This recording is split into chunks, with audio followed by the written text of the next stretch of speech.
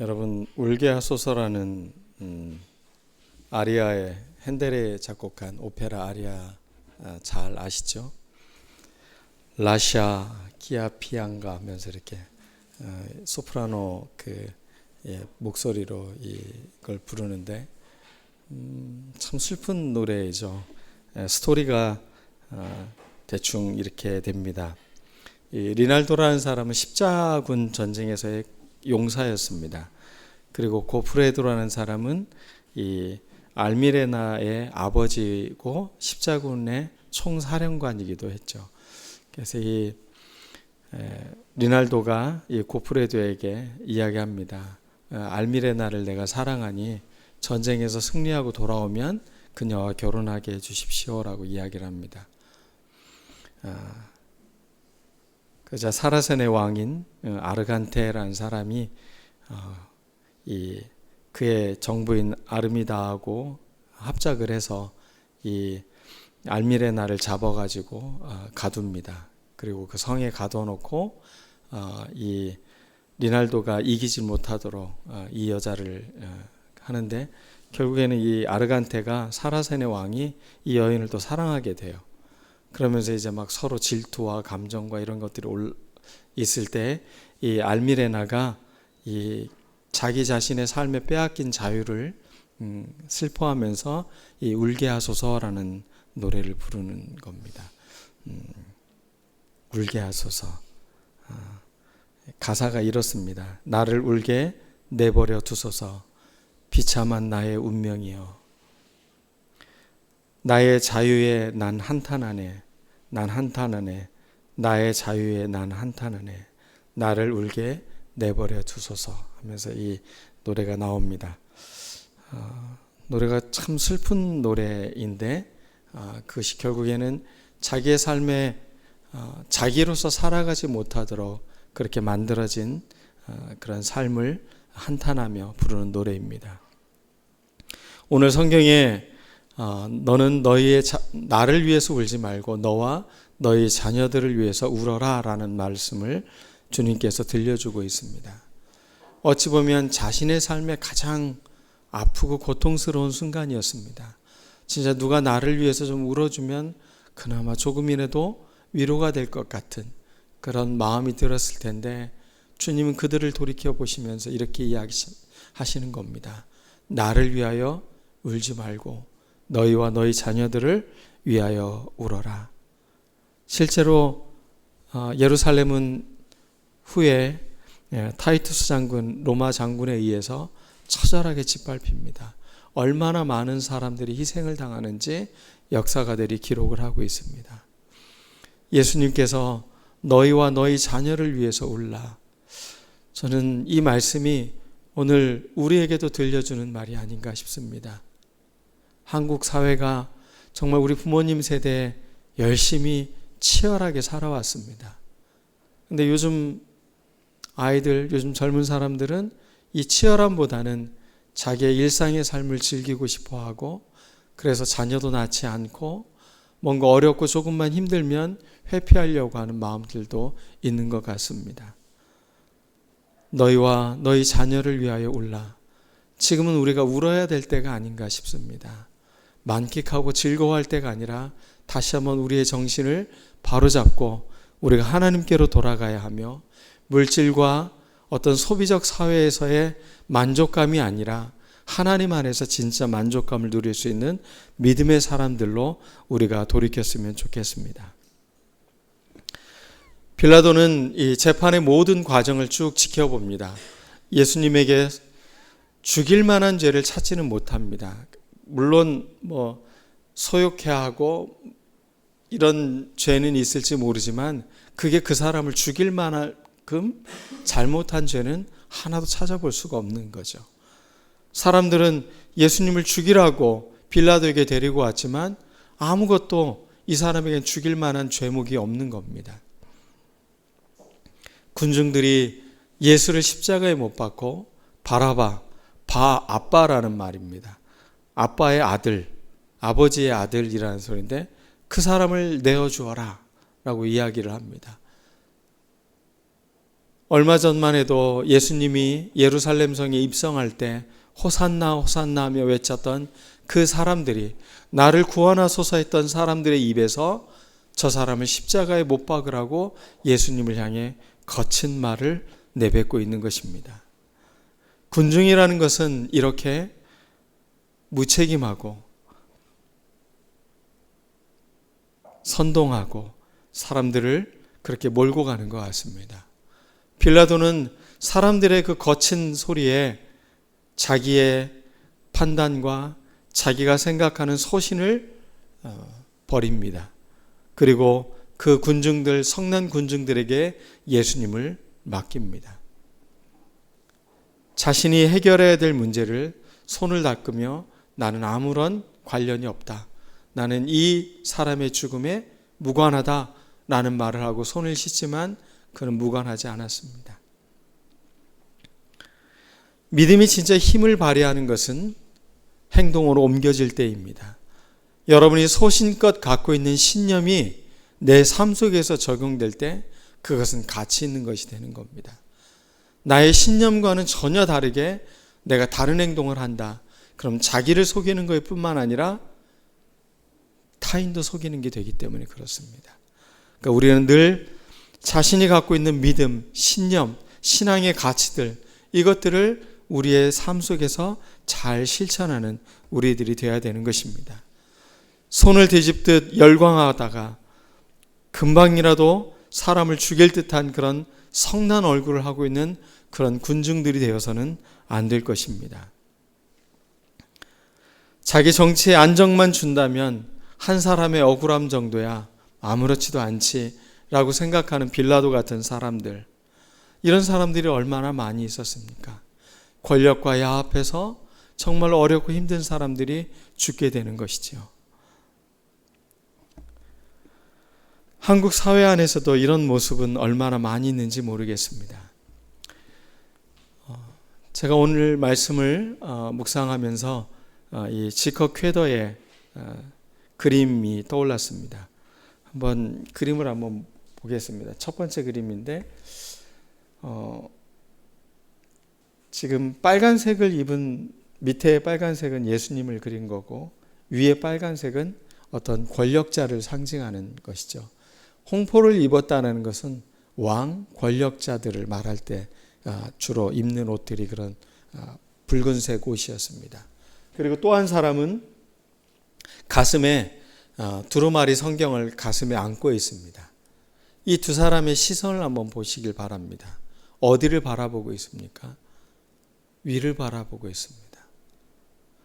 정작 예수님을, 죄 없는 예수님을 채찍질하고 예수님에게 험한 십자가를 지게 하는 이 장본인인 이 두 사람들은 거기에 아무런 부끄러움도 아무런 꺼리낌도 없다는 겁니다. 하늘을 향해 뻔뻔하게 고개를 들고 있는 모습입니다. 근데 아무런 죄가 없으신 예수님은 지금 고개를 숙이고 있습니다. 여러분, 이 그림이 어떻게 느껴지십니까? 상식 밖의 그림입니까? 근데 이 그림을 묵상하면 묵상할수록 가슴이 먹먹해집니다. 부끄러움을 모르고 내 삶을 내 멋대로 살아가고 내가 옳다고 생각하면 한 사람의 고통 정도는 아무것도 아니라고 생각하며 살아가는 우리들의 잘못된 마음들, 이 마음들을 돌이키게 만드는 그림입니다. 나는 혹시 내가 말씀을 잘 안다고 해서, 성경을 안다고 해서 사람들을 정죄하고 함부로 판단하지는 않았는지, 내가 힘이 있고 권력이 있다고 해서 약한 사람을 함부로 대하고 있지는 않은지, 이 그림에서는 우리 인간 세상에서 일어나고 있는 것들을 아주 클로즈업해서 잘 보여주고 있는 것 같습니다. 여러분의 삶은 어떻습니까? 내가 무슨 일을 행하는지도 모르며 뻔뻔하게 하늘을 향해 고개를 들고 있지는 않습니까? 아무 죄가 없으신 예수님은 지금 고개를 숙이고 있습니다. 십자가는 저 뻔뻔한 사람들에게는 자기들이 이긴 것이라고 생각하겠지만 그리고 예수님이 실패한 것이라고 생각하겠지만 그러나 그렇지는 않습니다.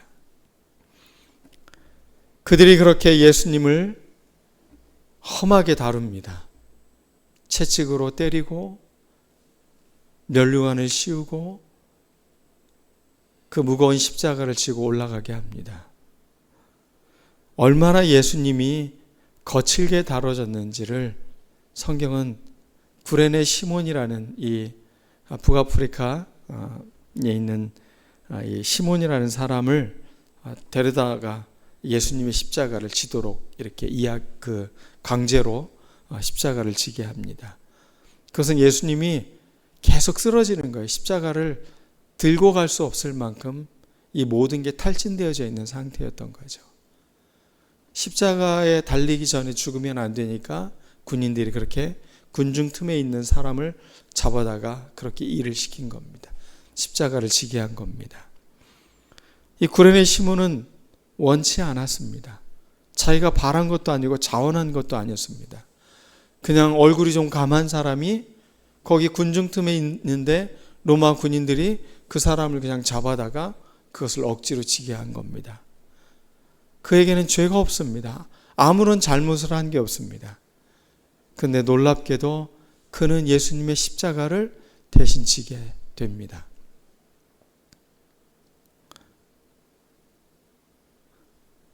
이 지커 쾌더라는 사람이 이 장면을 그림으로 그린 것이 아주 감동적인 그림이 있습니다.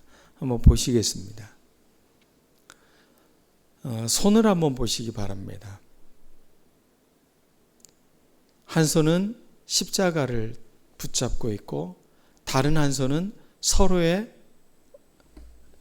이 허리를 감싸 안으면서 마치 한 몸이 된 것처럼 그렇게 십자가를 지고 있는 구레네 시몬과 예수님의 모습을 그림을 그리고 있다는 겁니다.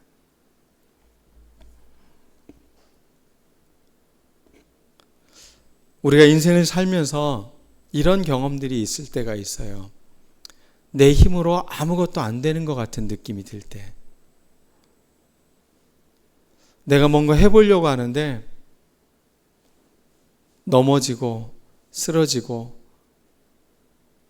또 사람들에게 험한 그런 일을 당할 때가 있죠. 누구도 나를 도와주는 것 같지 않은 그때 사람들이 함부로 다뤄도 되는 것처럼 생각하는 구레네 시몬과 같은 사람이 함께 해줍니다. 그런데 그와 또 예수님이 함께하고 있는 것입니다. 우리 인생도 스스로 해결해야 할 많은 문제들이 있습니다. 또 좌절을 경험할 때가 있습니다. 외로울 때가 있습니다. 힘들 때가 있습니다. 나 혼자 일어서기 벅찰 때가 있습니다. 그때 우리 곁에는 주님이 함께 계십니다.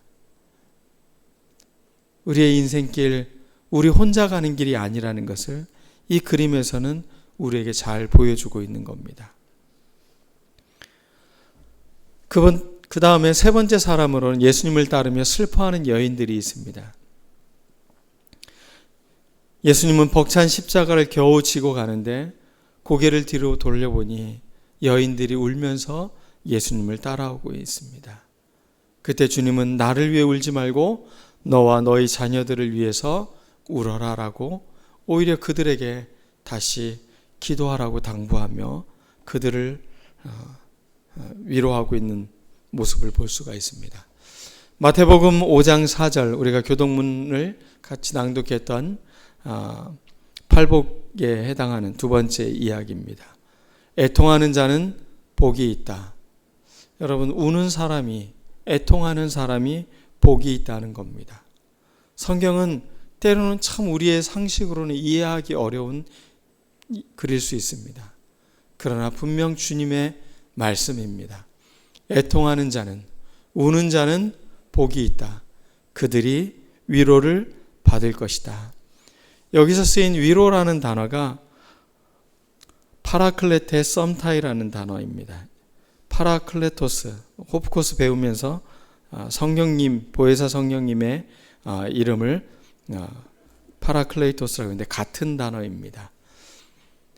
지금 애통하는 사람에게 하나님은 은혜를 주시며 위로를 주신다는 겁니다. 성령의 위로를 주시는 것. 예수님은 그 십자가의 절박한 순간에도 사람들을 위로하고 있습니다. 예수님이 건네는 그 위로, 그걸 통해 자신들의 자녀를 위해서 또 자기 자신을 위해서 기도하도록 예수님은 그들에게 격려를 하고 있습니다. 다른 십자가의 사건의 본문을 쭉 보면 예수님의 십자가 처형장 밑에 들어가는데 보통은 외부 사람들은 들어가지 못하게 합니다. 가족만 그곳에 들어갈 수 있게 해요. 그런데 십자가의 밑까지 간 사람이 있어요. 그게 사도 요한이고 그 다음에 어머니 마리아입니다. 그리고 막달라 마리아, 귀신 들렸다고 말하는 사람, 창녀였다고 말하고 있는 마리아, 이렇게 여성들 3명이 가족이 아님에도 불구하고 십자가 밑을 그들이 있습니다. 사랑하는 사람이 아픔을 겪는 것을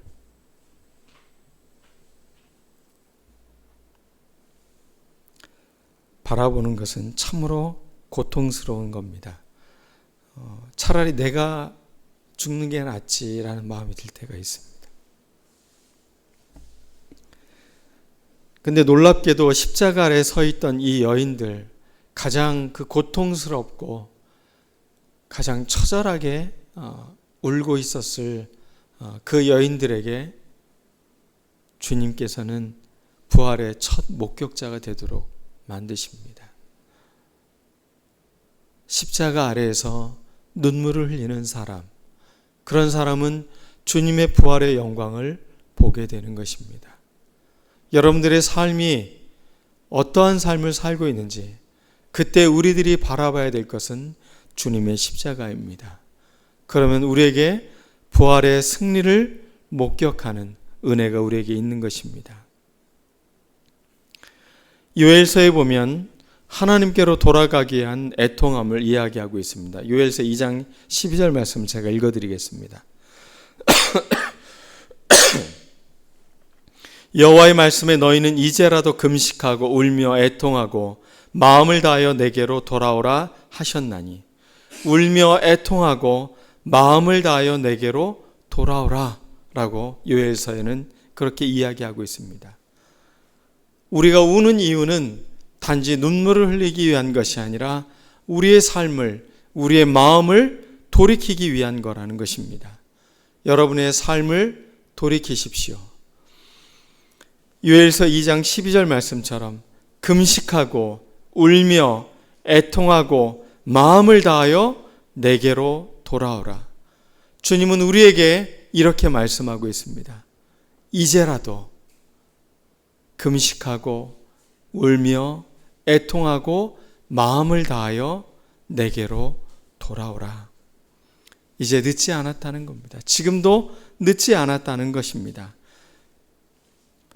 우리 마음을 다하여 주님께로 돌아가는 우리들이 되었으면 좋겠습니다.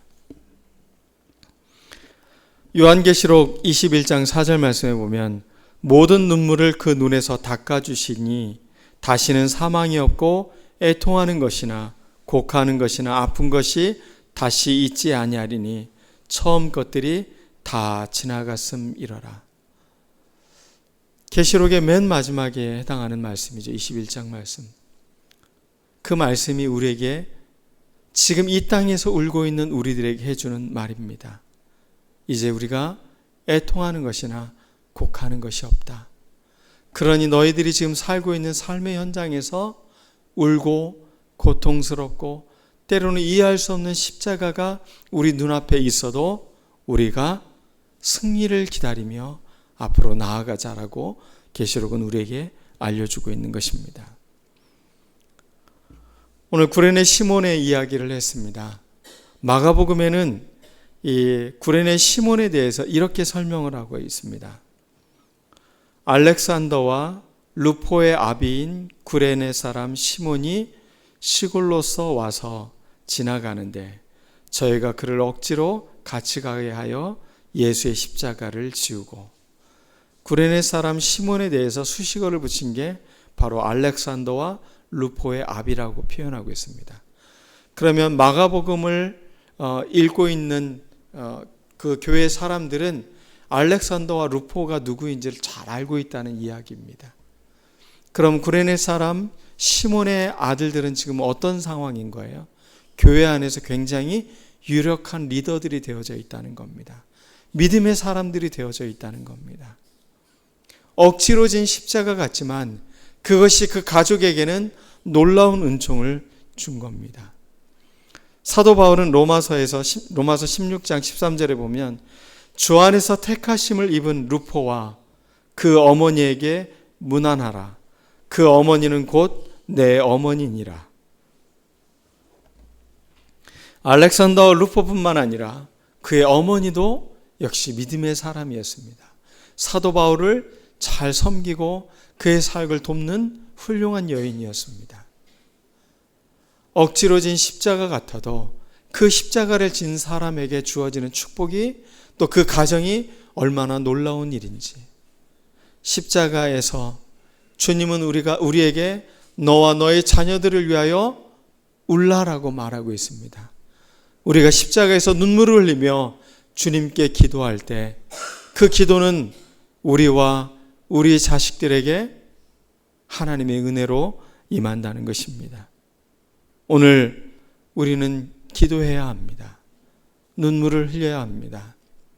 여러분 자신과 우리의 자녀들을 위해서 기도해야 합니다.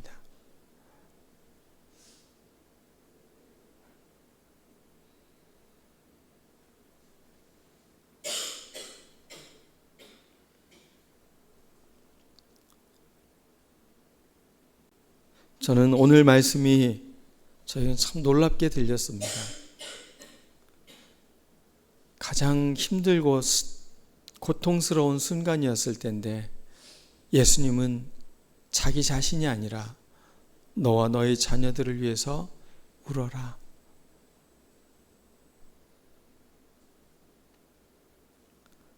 우리 교회에는 기도의 시간이 있습니다. 우리에게 기도를 주님은 초대하고 있는 겁니다.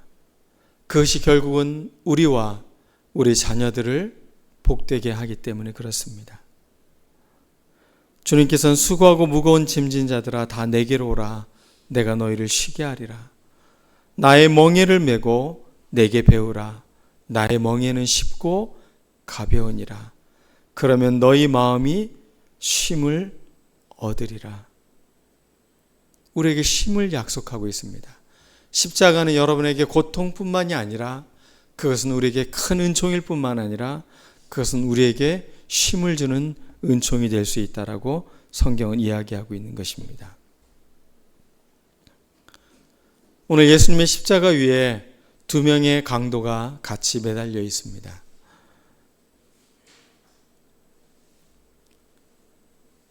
군중들은 예수님이 십자가에 매달리자 자기 자신을 구원하고 내려오라고 합니다. 옆에 있던 한 강도가 예수님을 향해서 이렇게 이야기합니다. 네가 그리스도가 아니냐? 너와 우리를 구원해봐라 라고 말을 합니다. 자신의 처절한 고통 가운데에서 타인의 고통을 바라보면서 조롱하고 비아냥거리는 것. 그게 이 시대의 폭력적인 사람들의 특징인 것 같습니다. 똑같이 십자가의 그런 아픔 가운데 있는데 사람을 대하는 태도가 너무 다른 것입니다. 그런데 그때 눈부신 회개의 고백이 있는 우편 강도가 있습니다. 그는 오히려 이 옆에 있는 강도를 향해 우리는 우리가 진 죄 때문에 달려있는 거지만 저분은 무죄한 사람인데 하면서 오히려 그 사람을 나무랍니다. 그리고 그가 예수님에게 이야기합니다. 예수여, 당신의 나라에 임하실 때에 나를 기억하소서. 나를 기억하소서.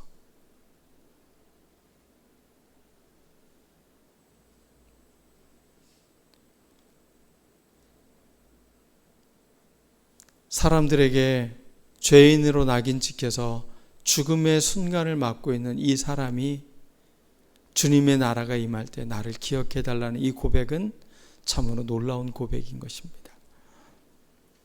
그때 주님이 이렇게 말씀하십니다. 오늘 네가 나와 함께 낙원에 있으리라.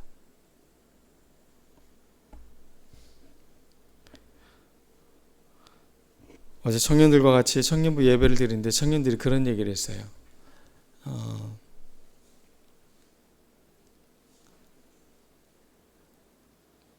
죽기 전에 예수 믿는 사람들이 가장 좋은 게 아닌가 이런 이야기를 하더라고요. 그런데 사실은 죽기 전에 예수 그리스도를 믿는 것은 참으로 어려운 일이기도 하고, 그리고 그것보다 더 귀한 것은 내가 주님과 함께 삶을 살아갈 수 있는 건 더 큰 은총이라는 것. 이 청년의 시기에 어린 나이 때부터, 우리 주일학교 아이들 때부터 예수님을 알고 그러한 삶의 가치를 갖고 살아가는 건 비교할 수 없는 은혜인 거예요. 여러분, 예수 믿는 것이 영광이고 은혜라고 생각하십니까? 저는 제 인생에서 예수 믿지 않았다면 제가 어떠한 삶을 사는 것보다도 저는 더 지금의 삶이 좋은 삶이라고 저는 고백합니다.